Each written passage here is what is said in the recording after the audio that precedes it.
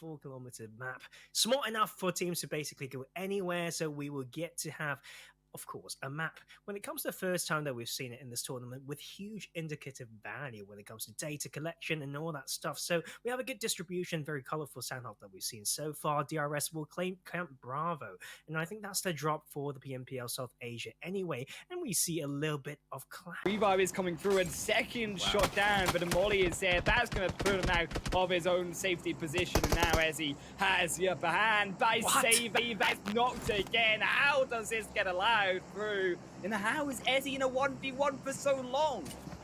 I mean, that is also the landscape being incredibly OP with the sign of the ultimate. And I was thinking, where's the support? Where's the support? He doesn't need the support. You've got a QBZ. I think if that's a Scar L, it's not going to happen. So Abaya really choking a little bit from that position as well. But working through the way the Falcons know they've got one plan. They look for that opening. They found the opening, and they are trying to puncture this position right now. Last one standing, actually. ETN is going to be so hard. It's going to be so hard, but Falcons continue to score.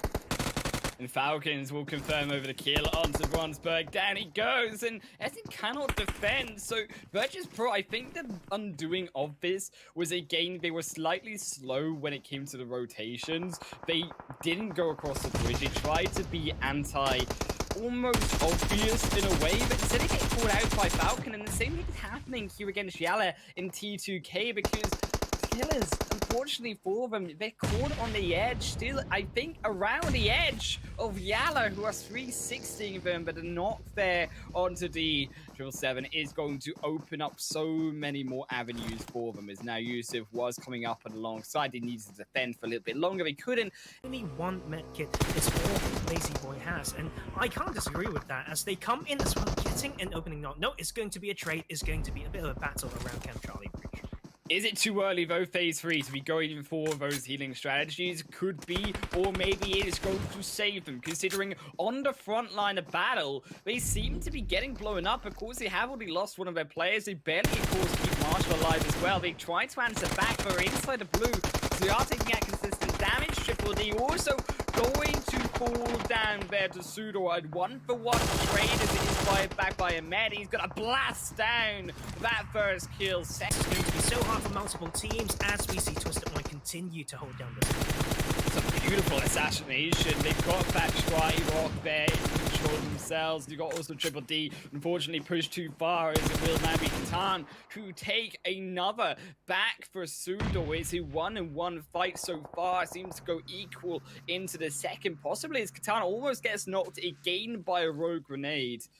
Problems, and now also Mook will also continue to coming into problems. Is that nade a little bit too wide? Gets punished for it. Caught in the hand at the wrong time. And Catan now is able to push further forward. It will now be definitely an equal trade. And a Mev on the opposite side. They get surrounded by that third party. Oztech Warriors. They lost 2 for it though. Look at this crazy. Just absolute chaos on this western side, and it's about the landscape as well. I think there's a good level of an unfamiliarity, like from some of these teams. They one backwards to Triple D's by handful of players have been ruined down to a solo. And Falcons, they're gonna lose out. At least one to return through. They both get behind the rock for now. There's not going to be a confirm through by the rest of the team. Now they have to confirm through a second. That will be the extra strike they need. Never Alone, of course, tries to defend against T2K. Gets knocked back on the retreat for it. Demar also lost last. Now going to drop. It is a third. He is completely 1v4ing over. But how much more can they grab? Realistically, they're inside the zone. They heal back up. They confirm the kills. And it's going to be an absolute wipe clear. Falcons, so difficult inside the zone. Continues now to shift back in towards that eastern side. Tarzan, where do you go? Still T2K are alive. They watched the front lines of Falcons fall, but they still got Twisted Fate here. Oh god, like Twisted Mind's holding this spot for so long. They should have the good split. They should know how to do it. This is the exact one job they have to do to hold on a team on this side. But TT is trying to puncture this, and they're doing it in such incredible fashion. The only turn would be this third party still coming through from this solo, as well as the time. The clock is going down. It's 3, 2, 1, and go time. It is awful coming through from the third party, and T2K cannot find against a solution to the wall that has evaded them. A two-piece down, though. Twisted Minds, yes, they are able to strike back. Legend has found a solution, but the Blue Zone engulfs them all, and Dami is still here. They grab one. Can he take the second onto Legend? Legend still inside the blue, getting dropped on the health bar, and that's just enough for the rest of the Blue Zone to finish him off. It's a disaster on the front side of the north end of Sanhok, but now Falcon still with one member remaining, using that fire, trying to survive, but it's not long enough. Take one. I think there's no other way to really say it. You need to get every single point. The next bit of playable ground is completely unknown. Cryptix goes down as well, maybe. No, down to 2. And they prepared those mats earlier. And actually, I'm quite surprised that they made it to the stage with a decently healthy amount of players. But the game-winning compound is held by Esports. You know what? I've seen... And they're actually the ones with the most players overall. You can see that they're matched by only now Fate and the rest of the Ultimate, because the solo player, the Ultimate, they've only got one left. They got none left in the final four. But here comes Cryptix. 2 remaining, and Asawi in life, they need to find a reset.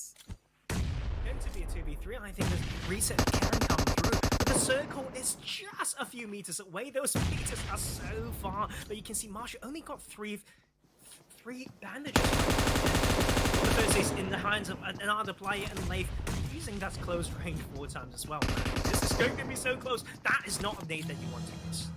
Oh, but they miss it indeed, and now they're only going to lose out another utility. El Chapo is, of course, in the backside, can still heal. He's trying to get further into the impact inside the zone, but they don't need him. Isawi is down, and now it's only be 2 members to the back. One healing. Blade is the only one remaining on the front. A nade right into the hands of him. Will be dodged out for now. As a second will be cooked up in second. Thrown on the edge of the blue. They get caught in the hand. Venom explode down out of the blue, out of sight. And Venom potentially going to put the rest of Fate out of mind. One more revive needs to come through. Another nade put further forward. He knocks Marshall. That is not what you want to do. A disjunction fight, but it's not enough. As they go in. That was game 1, and right now with this bit of momentum, we know Cryptix can carry it away. That is exactly what they've done in the finals of the